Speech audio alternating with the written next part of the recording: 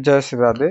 जय हिंद मेरे प्यारे विद्यार्थी जी, आप सभी को मेरा नमस्कार। मैं हूं अजीत रंजन। मैं आप सभी को AR स्मार्ट क्लासेस में स्वागत करता हूं। मेरे प्यारे विद्यार्थी जी, आज हम स्टार्ट करने जा रहे हैं धुरंधर मैथ का पार्ट नंबर 1। इसमें हम गणित के वेटेज और गणित का कुछ परिचय देखेंगे और साथ ही साथ वास्तविक संख्याओं का कॉन्सेप्ट का यहाँ पे डिस्कस किया जाएगा। तो बिना देर के हुए हम क्लास को करते हैं स्टार्ट। बाकी आपको सारी जानकारी के लिए इससे पीछे वाले इंट्रोडक्शन क्लास जो आपके सामने लिया गया है वो आप प्लेलिस्ट में जाकर के जरूर देखें ताकि आपको सारी की सारी चीजें पता चल जाए।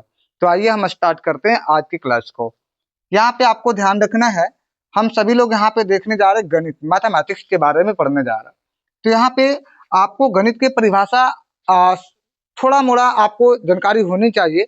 वैसे इसका डिफिनेशन नहीं पूछता है कि गणित किसे कहता है, लेकिन फिर भी आपको जानकारी के लिए बता दिया गया है क्या होता है गणित। आप देख पा रहे गणित वह विषय है जिसमें हम संख्या के बारे में पढ़ेंगे। जिसमें पहला अध्याय आपको संख्या से रिलेटेड है, वास्तविक संख्या। तो इसके बारे में हम अध्ययन करेंगे। केवल वास्तविक संख्या ही नहीं होता, बहुत सारी संख्याओं के अध्ययन किया जाएगा, यहाँ पे आप देखेंगे। तो गणित वह विषय है जिसमें हम संख्याओं, आकृतियों, माप और तर्क का अध्ययन करते हैं। ध्यान दीजिएगा, यहाँ पे आपको ध्यान रखना है, आप जनक के बारे में बहुत ज्यादा लालसा रखते हैं जानने का कि आखिर उनका जनक कौन है। हर एक सब्जेक्ट का जनक जानने की आपको इच्छा करता होगा। तो हम यहाँ पे गणित का भी जनक बताने का प्रयास करते हैं। जनक की अगर बात करते हैं तो आर्किमिडीज को कहा जाता है। इनका जन्म लगभग बताया गया है 287 ईसा पूर्व में। 287 ईसा पूर्व लगभग की बात की गई है। आपको इस बात को भी ध्यान रखना है कि ये किस स्थान में इनका जन्म हुआ। तो आपको ध्यान रखना है सिराक्यूज नामक स्थान में, जो उस समय की अगर बात करते प्राचीन काल की बात करते हैं तो ग्रीक की सभ्यता का हिस्सा के अंतर्गत आया करता था। अब यहाँ पे ध्यान रखना है, आज जो है ये शहर की बात करते हैं, सिराक्यूज शहर आज कहाँ पड़ता है तो इटली में स्थित है। कहाँ स्थित है? इटली में स्थित है। इनका मृत्यु की बात करते हैं तो लगभग 212 ईसा पूर्व रोमन सैनिकों के द्वारा इनका जो है उनकी हत्या कर दी गई थी। इस बात को आपको ध्यान रखना है। तो ये थोड़ा मोड़ा आपको जानकारी मिल गया आर्किमिडीज के बारे में। अब हम आगे बात करते हैं भारतीय गणित के जनक की अगर बात करते हैं तो आर्यभट्ट को माना जाता है। इस बात को आपको ध्यान रखना है। भारतीय गणित का जनक अगर बात करते हैं तो आपको ध्यान रखना है आर्यभट्ट को माना जाता है। अब आगे बात करते हैं गणित के वेटेज के बारे में। गणित से टोटल आपको प्रश्नों की बात किया जाए तो आप देख सकते हैं 100 प्रश्न जो होती है आपका ऑब्जेक्टिव का होता है और जिसमें आपको 1 मार्क्स दिया जाता है। लेकिन आप यहाँ पे 100 प्रश्न को ऑब्जेक्टिव जो देख रहे हैं इसमें से केवल और केवल आपको 50 बनाना होता है। इस बात को आपको ध्यान रखना है, 50 बनाना होता है। और ये आप देख रहे हैं 30 क्वेश्चन जो आपको दिखाई दे रहा है SATQ short answer type question, मतलब जिसे आप कहेंगे लघु उत्तरीय प्रश्न। ये आपका टोटल 15 बनाना होता है और सारे के सारे 15 जो है 2 अंक वाले प्रश्न होते हैं। 15 दूना 30 मार्क्स आपको यहाँ से देखने को मिलती है। और 8 जो है आपका लॉन्ग आंसर टाइप क्वेश्चन, दीर्घ उत्तरीय प्रश्न, जिसमें आपका 8 में 4 बनाना होता है। और ये सारे के सारे 5 नंबर का क्वेश्चन होते हैं। तो 5 चौका 20 आपका यहाँ पे हो जाएगा। और ये 50 1 अंक वाले हैं, 50 बनाना होता है आपको, 100 में से 50 बनाना होता है। टोटल आप देख सकते हैं कि टोटल 100 मार्क्स का आपका एग्जाम 10 क्लास में देखने को मिलती है ना। और यहाँ पे समय आपको कितना दिया जाता है? 3 घंटे 15 मिनट की समय आपको दिया जाता है। तो ये रह गया आपका टोटल गणित का वेटेज, कितना क्वेश्चंस होते हैं, किस टाइप के क्वेश्चंस होता है और कितना मार्क्स के आपका एग्जाम लिया जाता है गणित से संबंधित। आइए बात करते हैं हम अंक के बारे में। अंक क्या होता है? गणित की सबसे छोटी इकाई को अंक कहते हैं। जैसा कि आपको पता है हमारे शरीर की सबसे छोटी इकाई होती है कोशिका। ठीक इसी प्रकार से जो गणित की जो सबसे छोटी इकाई होती है ये आपका होता है अंक। आप अंग्रेजी वर्ड की जो सबसे छोटी इकाई आप पढ़े होंगे, हिंदी शब्द की सबसे छोटी इकाई, अंग्रेजी की सबसे छोटी इकाई जो होता है, सबसे छोटा पार्ट जहां से अंग्रेजी का कोई वर्ड बनता है तो आप कहेंगे सर वो लेटर होता है ना। ठीक उसी प्रकार से अगर हिंदी में कोई शब्द का निर्माण कर रहे हैं तो वो हिंदी की सबसे छोटी इकाई जो होती है वर्ण कहलाता है। तो ठीक इसी प्रकार से गणित की जो सबसे छोटी इकाई की अगर बात करते हैं तो वो अंक होती है। अंकों की संख्या यहाँ पे टोटल 10 होती है, जो आप देख सकते हैं 0 1 2 3 4 5 6 7 8 9। इस तरीके से टोटल जो अंक की अगर बात करते हैं तो टोटल अंक 10 होते हैं। अंकों से संख्या का निर्माण होता है। आइए हम संख्या के बारे में जानकारी प्राप्त करेंगे। देखिए, जैसा कि आपको पता है कि हमारे शरीर के निर्माण होते समय कोशिका की मूल योगदान होता है। यानी हमारे शरीर की जो सबसे छोटी इकाई होती है वो कोशिका होता है। जैसा कि अभी आपने समझा, हमारे पूरे गणित की जो सबसे छोटी इकाई होती है वो अंक होता है और अंकों के मेल से संख्या बनता है। तो यहाँ पे आप संख्या के डिफिनेशन देखने वाले हैं। अंकों के सार्थक समूह को संख्या कहते हैं और संख्या जो होती है एक सार्थक होता है, एक निरार्थक होता है। सार्थक संख्या किस तरीके का होता है इस बात को आपको ध्यान रखना। जैसे 5 और 7 अंकों के मिलाएं, 5 और 7 को मिलाएं तो एक प्रकार के जो है सार्थक अंक बना। इसका कोई ना कोई अर्थ हो रहा है कि हाँ सर 57 जो है 57 कोई ना कोई संख्या हो सकता है। लेकिन यहाँ पे आप देख पा रहे हैं 0 1, यहाँ पे 2 अंकों की संख्या 2 अंक है, लेकिन इसमें से एक अंक का कोई योगदान नहीं है। ये यानी 2 अंक होने के बावजूद भी इसका एक अंक का कोई योगदान नहीं है, कोई फर्क वहां पे नहीं पड़ रही है। ये निरार्थक शब्द, इसका कोई अर्थ नहीं निकल रहा है। अगर अर्थ भी निकल रहा है तो ये इसका मूल रूप नहीं है कि सर ये इसको हम क्या कह सकते हैं। मतलब बोले तो ये 2 अंकों के होने के बावजूद भी ये अपना रोल यहाँ पे नहीं निभा रहा। आप यहाँ पे देख पा रहे ये 3 अंक, यहाँ पे आप देख पा रहे 5 अंकों की संख्या है, लेकिन यहाँ पे मूल रूप से 2 ही अंक काम कर रहा है, जिसको आप 58 केवल बोल सकते हैं। तो इस तरीके की संख्या को निरार्थक बोला जाता है। आपको इसके बारे में ज्यादा डिटेल्स में जानकारी यहाँ पे ज्यादा सोचने की जरूरत नहीं है। बस ये बात को समझना है कि अगर किसी भी संख्या के पहले 0 लगा देते हैं तो उस 0 का कोई महत्व नहीं होता। अब हम बात करेंगे संख्या के प्रकार के बारे में। संख्या 2 प्रकार की होती है। एक आप देख रहे वास्तविक संख्याएं और दूसरा होता है काल्पनिक संख्या। वास्तविक संख्या जो हम 10 क्लास के पहला अध्याय में ही देख पाते हैं, जिसका नाम होता है अंग्रेजी बोले तो रियल नंबर्स। रियल नंबर्स को बहुत ही विस्तार तरीके से आपको कॉन्सेप्ट के साथ समझाया जाएगा और काल्पनिक संख्या के बारे में भी हम यहाँ पे थोड़ा सा जानकारी प्राप्त करेंगे। इसका डिटेल्स में जानकारी 11th 12th क्लास में देखने को मिलती है, लेकिन फिलहाल इसके बारे में थोड़ा जानकारी हम अध्ययन करेंगे। अभी बात करेंगे हम वास्तविक संख्या के बारे में। वास्तविक संख्या किसे कहते हैं, यहाँ पे आपको ध्यान से समझने की आवश्यकता है। वे सभी संख्या जिन्हें हम संख्या रेखा पर दिखा सकते हैं उसे वास्तविक संख्या कहा जाता है।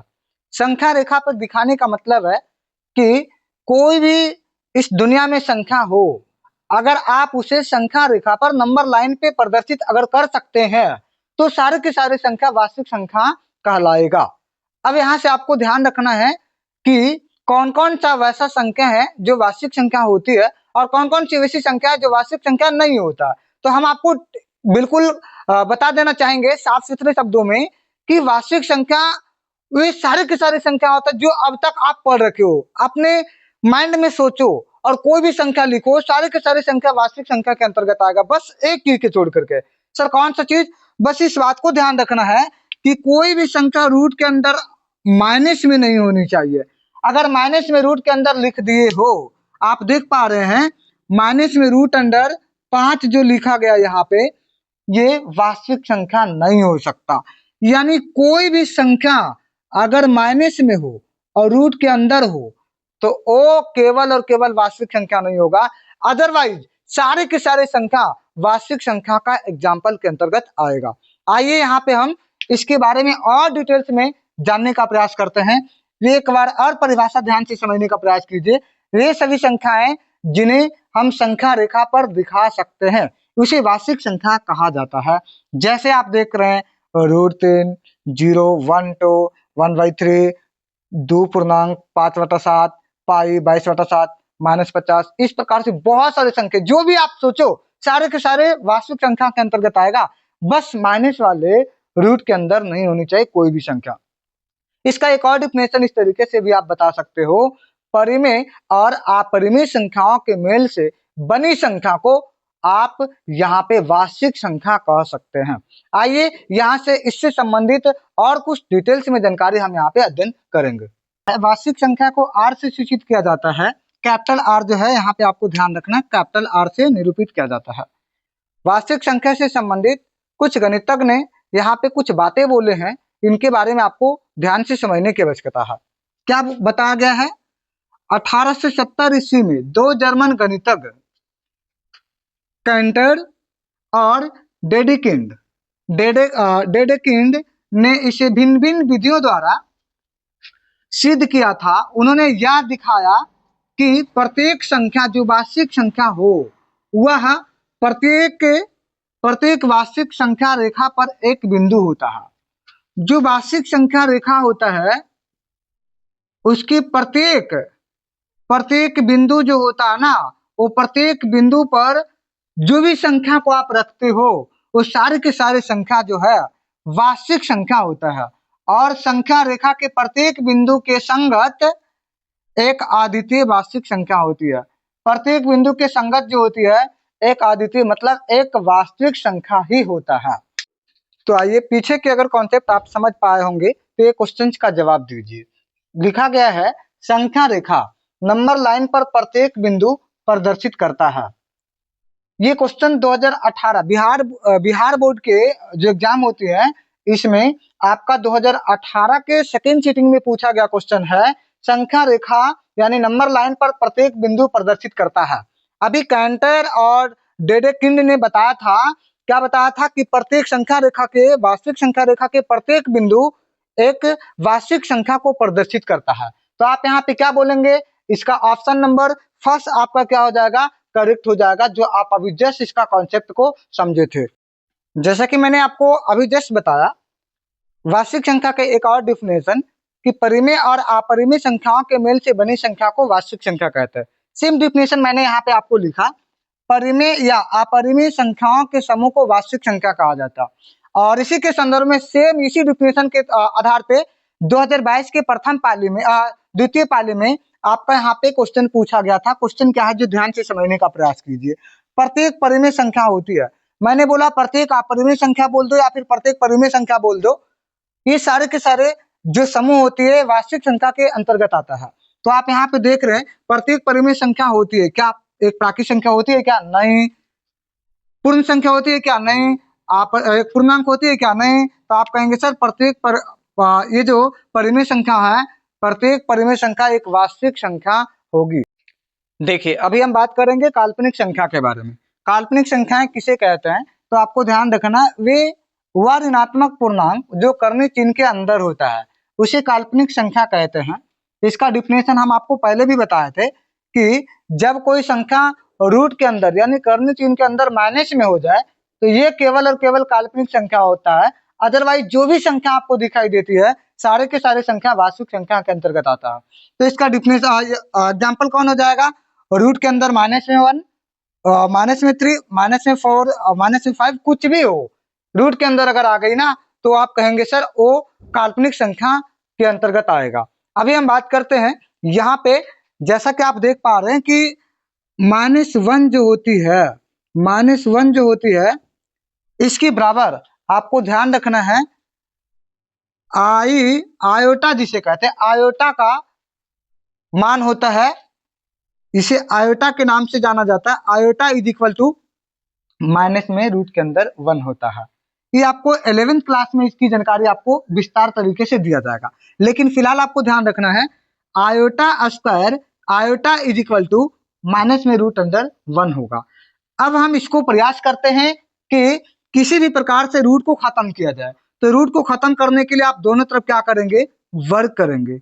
जब इधर भी वर्क करते हैं और ये दूसरी तरफ भी वर्क करते हैं तो ऐसा देखा जाता है कि रूट से स्क्वायर से रूट जो है खत्म हो जाएगा, यानी माइनस में 1 is equal to iota square हो जाएगा। अब आप यहाँ पे देख सकते हैं कि आयोटा स्क्वायर का वैल्यू कितना हो गया? -1। यानी इस बात को आपको ध्यान रखना है, इसे आयोटा कहा जाता है। आयोटा स्क्वायर का वैल्यू होता है -1। इस बात को आपको ध्यान रखना है। अब यहाँ पे काल्पनिक संख्या की ज्यादा डिटेल्स में जानकारी हम यहाँ पे अध्ययन नहीं करेंगे क्योंकि आपके क्लास के अकॉर्डिंग उतना इंपॉर्टेंट नहीं रहता। आगे बात करेंगे हम वास्तविक संख्या के प्रकार यानी परिमेय और अपरिमेय संख्या के बारे में। वास्तविक संख्या दो प्रकार के होते हैं। पहला आप देख पा रहे होंगे परिमेय संख्या और दूसरा अपरिमेय संख्या। परिमेय संख्या को रेशनल नंबर और अपरिमेय संख्या को इरेशनल नंबर कहा जाता है। तो अब हम बात करते हैं परिमेय संख्या के बारे में। परिमेय संख्या का डिफिनेशन आप देख पा रहे होंगे, वे सभी संख्याएं जो p बाई क्यू के रूप में होता है, जहां p और q पूर्णांक है और q नॉट इक्वल टू 0 हो। ये परिभाषा आप बहुत पहले से रटते आ रहे हो, लेकिन आपको समझ नहीं आया होगा कि क्या p बाई क्यू होता है और इसको हम कैसे समझ सकते हैं कि कौन कौन सी संख्या p बाई क्यू का मतलब क्या होता है। आइए यहाँ पे थोड़ा सा अपनी आसानी भाषा में यानी अपना लैंग्वेज में इसको समझने का प्रयास करते हैं। p बाई क्यू बोले तो अंश और हर के रूप में होता है। यहाँ पे समझने का प्रयास कीजिए। हम अगर p बाई क्यू ना बोल करके अगर a बटा b भी बोले तो वही बात है, यानी वे सभी संख्याएं जो अंश तथा हर, ऊपर वाले को कहा जाता है अंश, किसी भी भिन्न के ऊपर जो टर्म होते हैं उसे अंश बोला जाता है और नीचे वाले को हर बोला जाता है। अगर इस रूप में कोई भी संख्या हो तो उसे आप क्या बोलेंगे, उसे आप एक परिमेय संख्या के दर्जा देंगे। लेकिन बात यहाँ पे यह है कि जो ऊपर और नीचे वाली संख्या होगी ना, वो केवल और केवल एक पूर्णांक होनी चाहिए। यहाँ पे बहुत अच्छी पॉइंट आपको समझाने का प्रयास कर रहे हैं, एक पूर्णांक होनी चाहिए, यानी ऊपर p का वैल्यू भी पूर्णांक के अंतर्गत और q का वैल्यू भी एक पूर्णांक के अंतर्गत। लेकिन एक बात यहाँ पे यह भी है कि q का जो वैल्यू है कभी भी 0 के बराबर नहीं होना चाहिए। इस बात को भी आपको ध्यान रखना है, q का वैल्यू कभी भी 0 के बराबर नहीं होनी चाहिए। इस बात को आपको ध्यान रखना। सर इसका मतलब क्या हुआ, p और q कोई पूर्णांक हो जाए, मतलब पूर्णांक ये सारी की सारी संख्या होती है 0, है ना, 1 2 3 4 5, इस तरीके से प्लस में माइनस में भी कुछ हो सकता है, 1 2 माइनस में 3 माइनस में, इस तरीके से अनंत जा सकता है ना। सेम यही बात पूर्णांक की भी होनी चाहिए, q का वैल्यू भी पूर्णांक होनी चाहिए, कोई ना कोई पूर्णांक हो जाए 0 के छोड़ करके। यहाँ पे बोला 0 नहीं होनी चाहिए, q में 0 मतलब नीचे कभी 0 नहीं आए, यानी बोले तो ये वाला छोड़ करके तो एक प्लस में जा सकता है, 1 2 3 4 5 इस तरीके से, तो माइनस में 1 माइनस में 2 माइनस में 3 इस तरीके से जा सकता है, इसमें कोई इश्यू की बात नहीं है। तो अब बोलेंगे सर क्या पूर्णांक कौन हो गया, जैसे परिमेय संख्या कौन हो गया, तो यहाँ पे समझिए p का कोई भी पूर्णांक ले लो, प्लस में कोई भी जाओ। मान लो कोई बच्चा अगर कह रहा है कि सर 4, यहाँ पे p का वैल्यू लिए 4, वेरी गुड 4, और बटे में अगर q का वैल्यू की बात करते हैं तो बस 0 के छोड़ करके कोई भी ले लेना है आपको। तो कोई कहता है सर 5 ले ले, तो 4/5 क्या हो जाएगा सर, हाँ एक प्रकार का परिमेय संख्या हो गया। कौन सा संख्या हो गया, परिमेय संख्या हो गया, परिमेय संख्या हो गया। समझ पाए मेरी बात को। और बहुत सारे ऐसा चीजें आपको ध्यान रखना है कि यहाँ पे परिमेय संख्या के अंतर्गत जैसे हम आपको समझाना चाहेंगे कि कोई भी पूर्ण वर्ग संख्या, कोई भी पूर्ण वर्ग संख्या अगर रूट के अंदर आ जाए, कोई भी पूर्ण वर्ग संख्या अगर रूट के अंदर आ जाए, जैसे कि रूट के अंदर 4 एक पूर्ण वर्ग संख्या, किसी ना किसी संख्या का वर्ग है। पूर्ण वर्ग संख्या किसे कहते हैं, इसके बारे में थोड़ा सा समझने का प्रयास कीजिएगा, हम यहाँ पे समझाते हैं। जैसे आप देखते हैं 1 का वर्ग होता है 1, 2 का वर्ग होता है आपके लिए यहाँ पे 4, है ना, आप इस बात को समझते भी होंगे। 3 का वर्ग होता है आपके पास यहाँ पे 9। तो ये सब कभी भी रूट के अंदर अगर आ गया तो इसका वर्गमूल निकाली जा सकती है और इसका वैल्यू हो जाता आपके पास 2।